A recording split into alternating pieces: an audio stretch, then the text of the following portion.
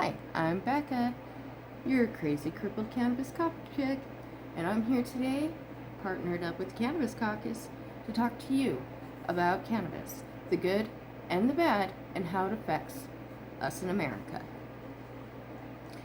So, before we get started on today's stories, I want to discuss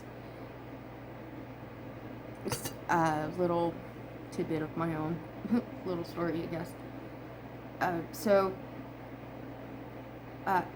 Monday, I was at a funeral for my fiance's grandma. She passed away, and I wish I could have known her. She just sounded like the most amazing woman.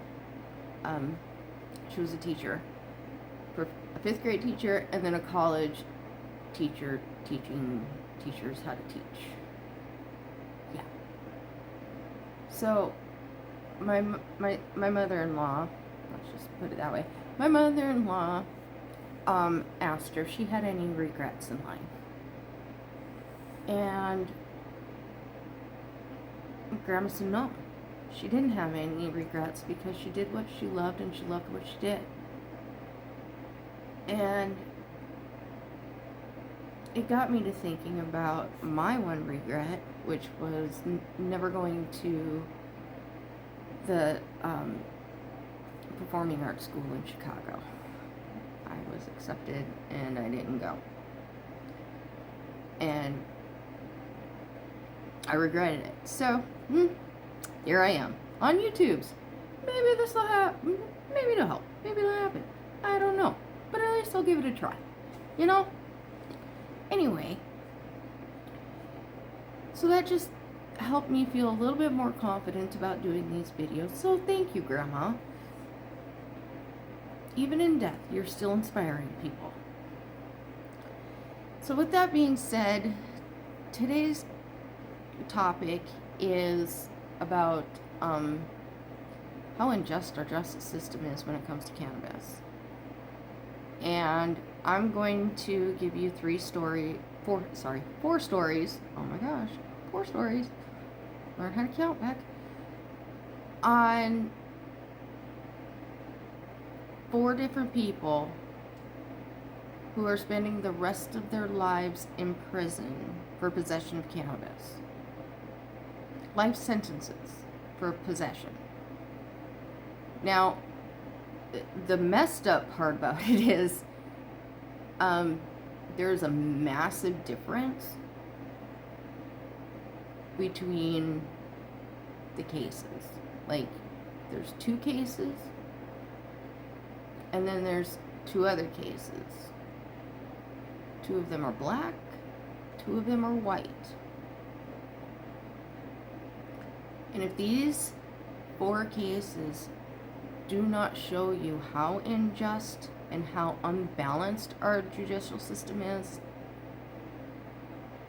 then nothing will. Nothing will. And I apologize if you hear my stomach. It's a little, I don't know, it's grumbling. Anyway, I need to eat something.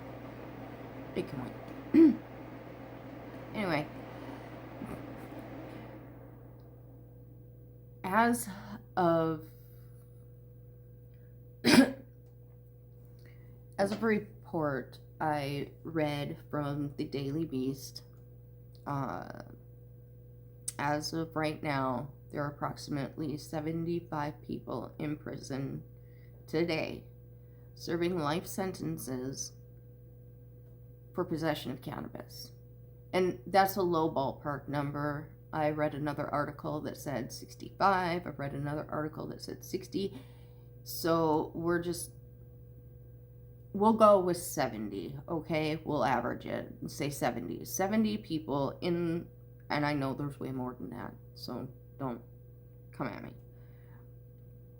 Okay, I'm just going by what I read. Okay. 70 people serving life sentences for the possession of cannabis. Life. They ain't getting out. Life without the possibility of parole. That's what I'm talking about.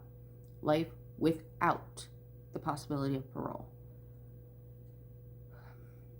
So, and according to the reports from the American Civil Liberties Union, or ACLU, 3,278 people are in prison today serving life sentences for nonviolent drug offenses. Okay. Nonviolent, which usually means personal possession, like they had enough to party it up for a night or whatever, you know, or Medicaid for a couple weeks. That's a thing too. Yeah. So let's continue. Okay. 65% of those people serving life sentences for non-violent drug offenses are black. I'm not saying that black people do drugs more than white people, because we all know that white people probably do way more drugs than black people. Let's be honest. All right?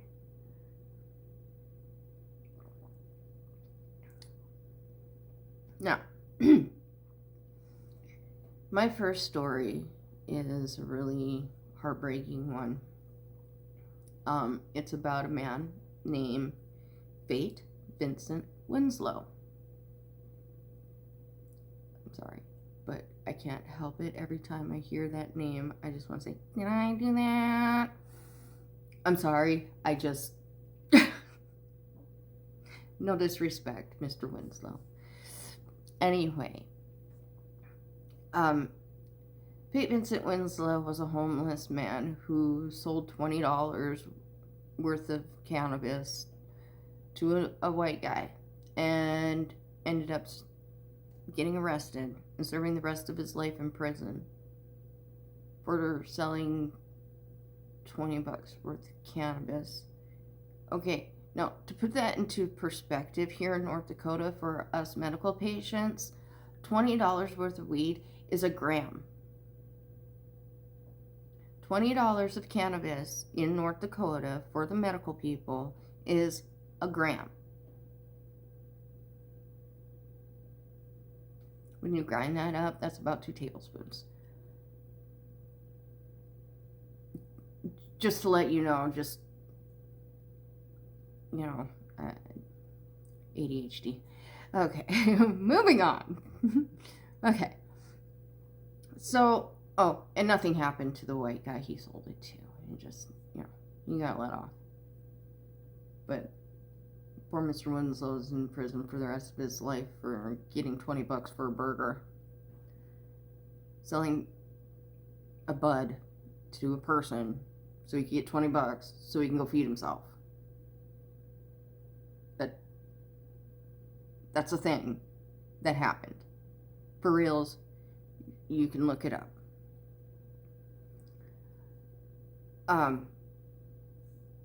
And he is one of the reasons why I am fighting for this. He is one of the reasons I am trying to get this legalized, not just in North Dakota, but also across the rest of the United States. This isn't okay. This is flat out bullshit. This punishment does not fit the crime. Okay, he should not be spending $20.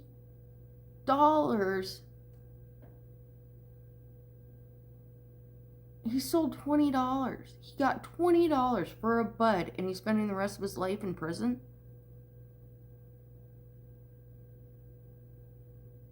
So he could go eat?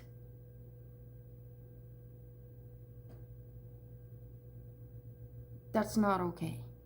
What are you doing? That's just... Government, come on. That's not okay. That's not okay. I can't wait to tell you about it. Okay, moving on. I got things to say. Of course. Now, here's the next one. Okay? And Mr. Leland Dodd. Leland Dodd is serving life in prison for attempting to buy 50 pounds of cannabis from an undercover cop.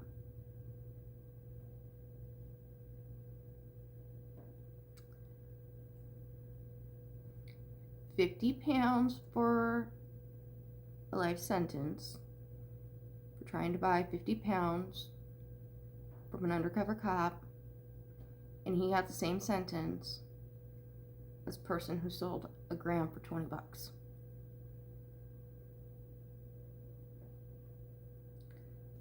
Let that sink in. Oh, and Mr. Leland Dodd, he's white. And he got the same sentence as a homeless black man who sold $20 worth of cannabis, and that was it. There was no other charges, no other nothing. And they got the same sentence.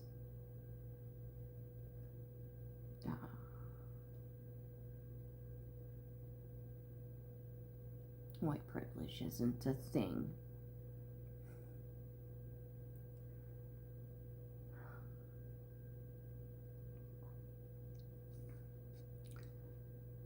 And then there was William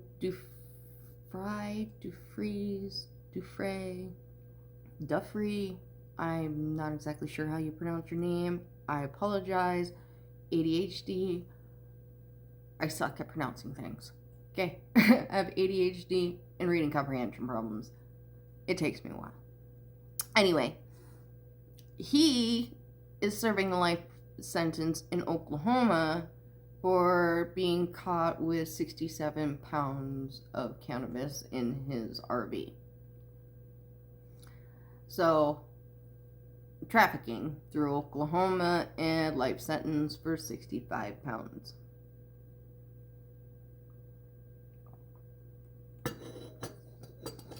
Yeah. And then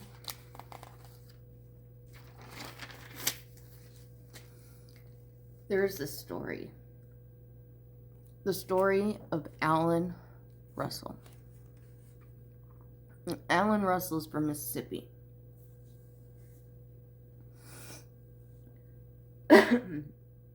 Alan Russell is serving a life sentence without the possibility of parole for 1.5 ounces.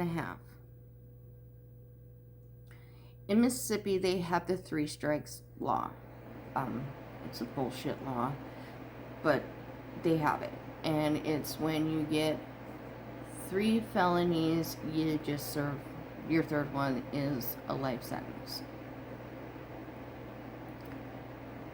But it has to be a violent crime. One of them has to be a violent crime.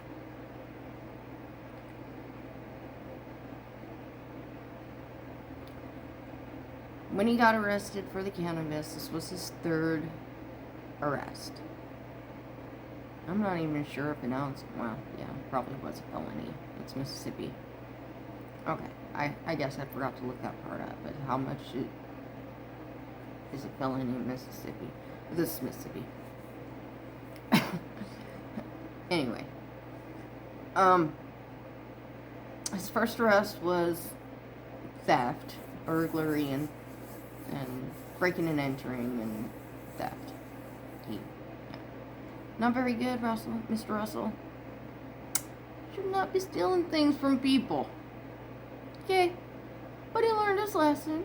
He got out, and he was doing his thing, enjoying his time, you know, out and about, behaving himself.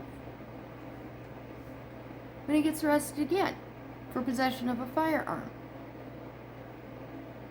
He wasn't doing anything with it. There was no robberies, no nothing, no anything connecting this firearm to a crime of any sort. The guy just had it on him. Strike 2. Strike 3. 1.5 ounces of cannabis. Actually, if you want to be technical, it was 43.710 grams.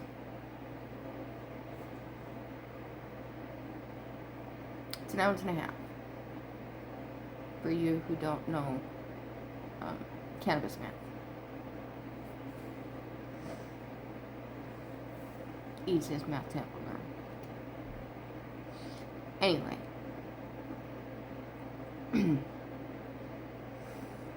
So he sits in jail.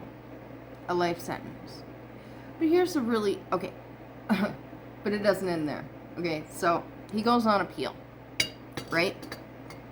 After they had busted down his door, blinded him with a flash grenade, and smoked his ass out of there with some tear gas. Out of his own home.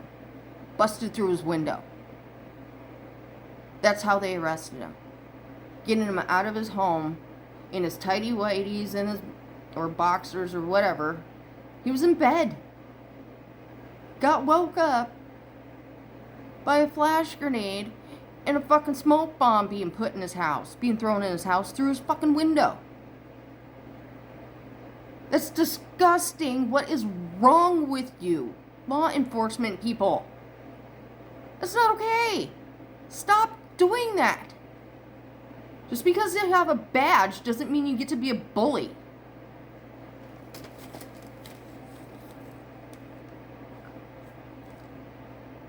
I have issues with law enforcement.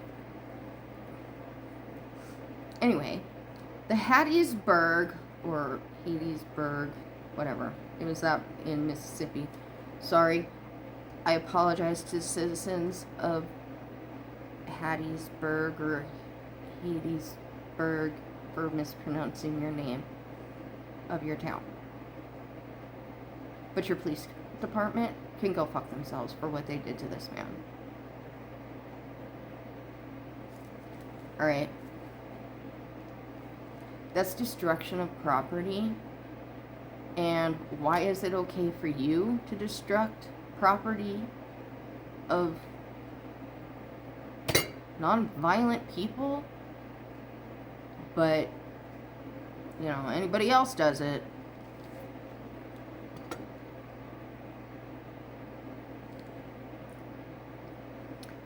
Anyway, he was arrested, he got convicted, and sentenced to life in prison.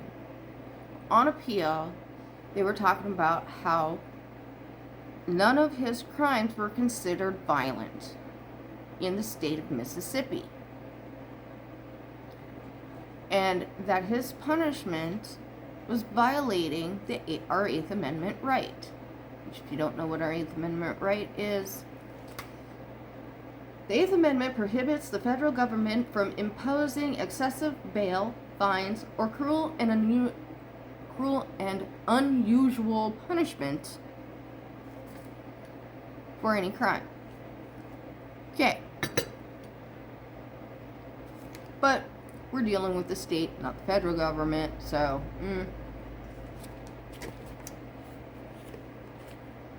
So I guess that really doesn't matter. Still, fuck you, Mississippi. Government Mississippi, not actual people, like, citizens of Mississippi. No, you're cool. Your government sucks. And the law enforcement that did this to Mr. Russell, they suck too. So he goes up for appeal. They're arguing that this violates his 8th Amendment rights and that he should not be considered as one of the 3 strikes because none of his crimes were considered violent by Mississippi state law.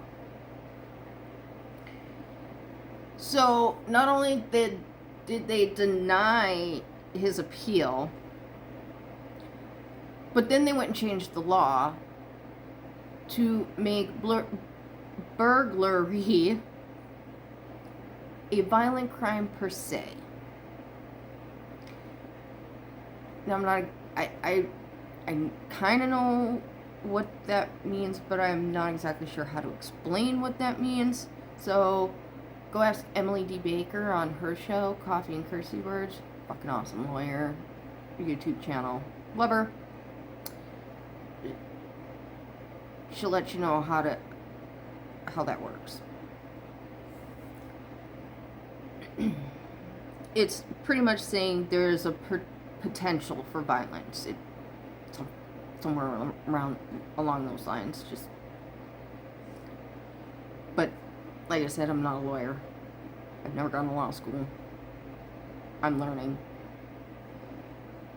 So yeah, they changed the law to make burglary a violent crime, per se, so they could keep him and other people like him in prison.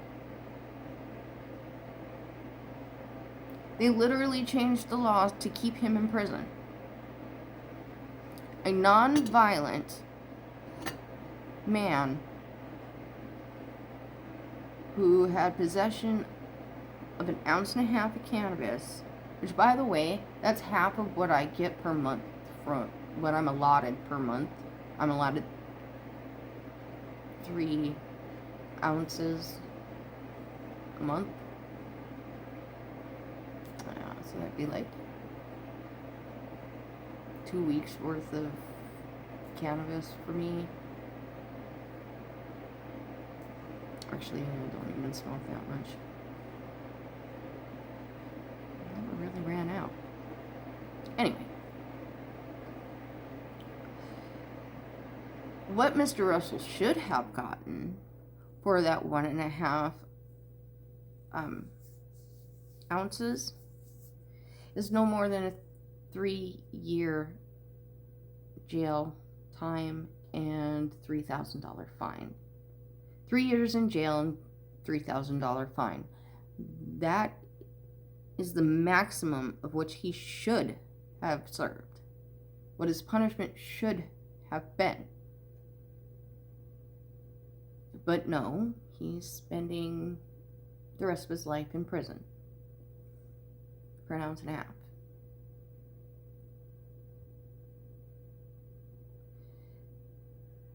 The reason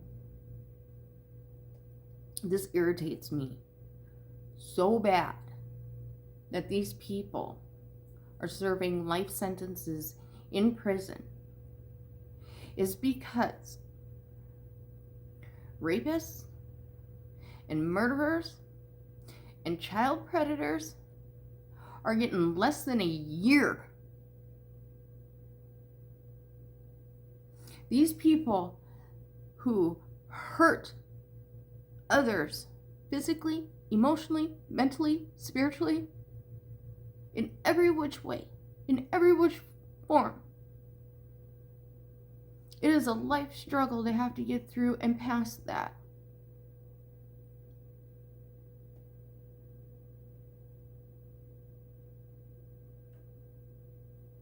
I'm going to get a maximum of 40.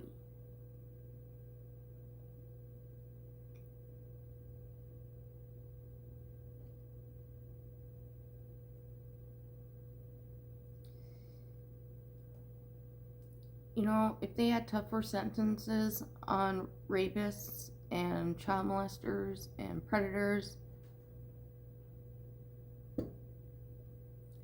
people like the Night Stalker, Richard Ramirez, and Ted Bundy, and those kind of guys, never would have gotten as far as they did.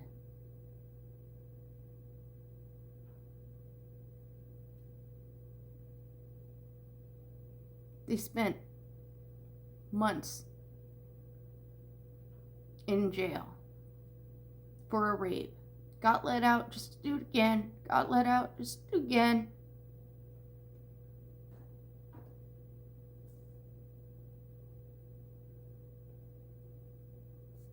And these 4 individuals got life sentences for a plant.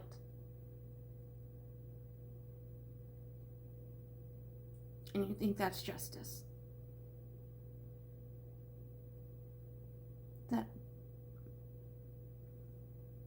It's not justice. And it's wrong. And how could you think that this would be okay? I mean, come on, what are you doing?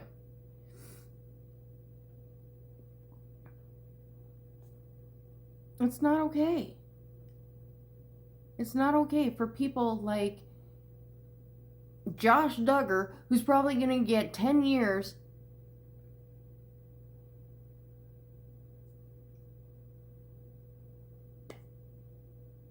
and be out in probably 5 for good behavior for the stuff that he's done. And if you don't know what he's done, look it up. It's fucking disgusting.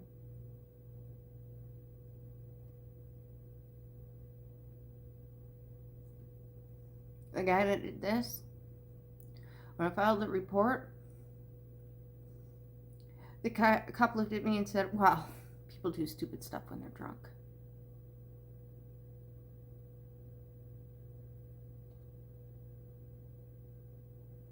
So, as long as you're drunk, it's okay not to take no for an answer.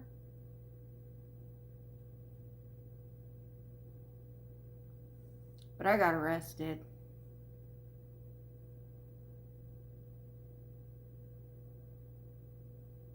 For 1.5 grams.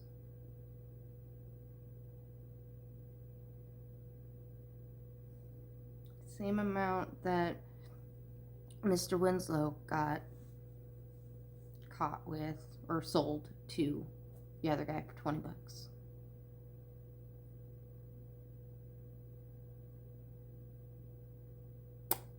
And I went to jail. I was arrested.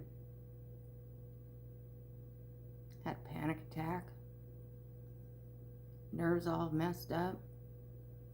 Couldn't stand still to save my soul.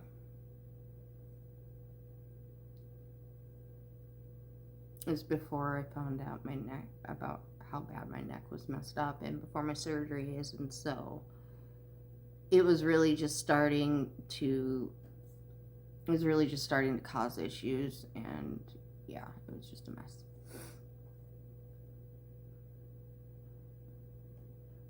I spent 10 days, well, I was supposed to spend 10 days in jail, or go to treatment. So it was recommended to an outpatient treatment, and I was like, oh my god, okay, look. I tried it. It wasn't working. So I'm like, okay, if I'm going to do this, I'm going to do it right. I have to go in to inpatient treatment, or this isn't going to work. So I did. Then, because I went into inpatient treatment and didn't follow through with my outpatient treatment, there was a warrant out for my arrest. Because they didn't think I just skipped. Skipped out, left town. No. I put my ass into treatment.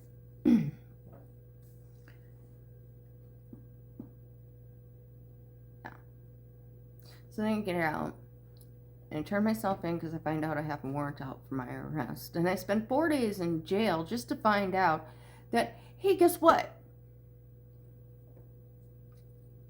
We made a mistake. Your warrant was not valid. It had been revoked because you were in inpatient treatment.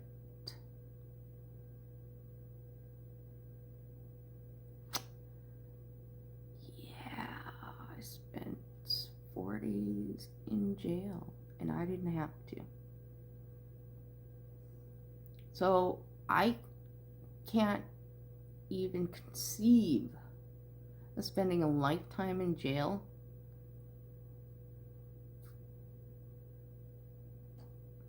for having the same amount as our first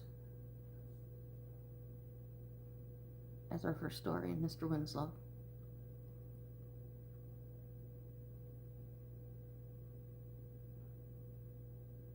And you call that justice?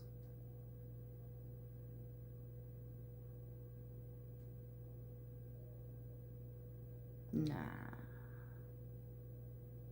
That's why I'm here.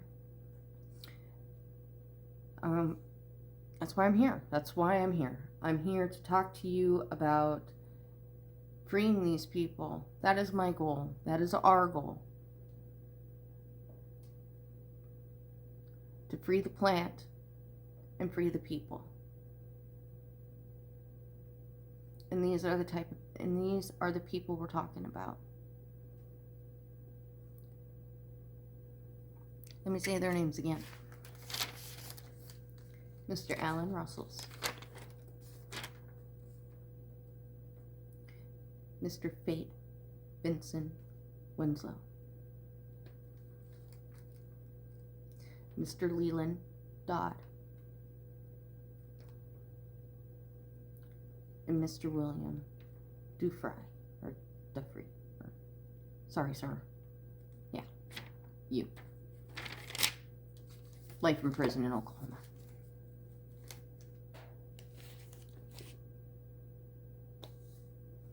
This needs to stop. And it's up to us, the American people, to help. So, with that, I am going to say goodbye. Remember, you can join the 420 Club, visit the Cannabis Caucus on Facebook, and good vibes, feel better hugs, and let's free the plant, free the people.